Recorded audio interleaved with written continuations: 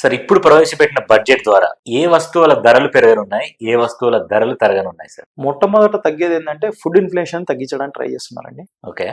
So ఆ రకంగా రెండోది ఏంటంటే మ్యానుఫ్యాక్చరింగ్ ఇండియాలో 60% కంటే ఎక్కువగా 5%, నెక్స్ట్ 65% పెంచాలనేటువంటి ఒక బడ్జెట్లో మోటివేషన్ తీసుకోవడం వల్ల ఇక్కడ తయారయ్యే వస్తువులు అన్నీ కూడా అంటే ఈవెన్ మొబైల్స్తో సహా ఇక్కడ తగ్గడానికి అవకాశం ఉంటుంది. ఫ్రిడ్జ్, టీవీ, మొబైలు అంటే ఒక ఎలక్ట్రానిక్ గ్యాడ్జెట్సే కాకుండా ఫుడ్ ధరలు తగ్గేదానికి చాలా అవకాశం ఉంటుందండి.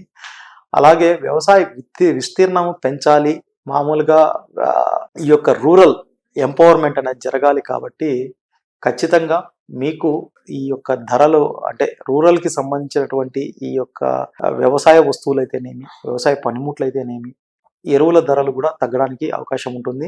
అలాగే మనకు న్యాచురల్ గ్యాస్ ధరలు పెరగచ్చు, క్రూడ్ ఆయిల్ ధరలు మాత్రం స్టేబుల్గా ఉండొచ్చు. 2023-24లో మనకి 1.5% ఉండేది ఈ యొక్క ఎలక్ట్రికల్ వెహికల్స్ కన్జంప్షన్ అనేది ఇప్పుడు దాదాపు 5% దాటి దీన్ని నెక్స్ట్ 12% వరకు ప్లాన్ చేశారు.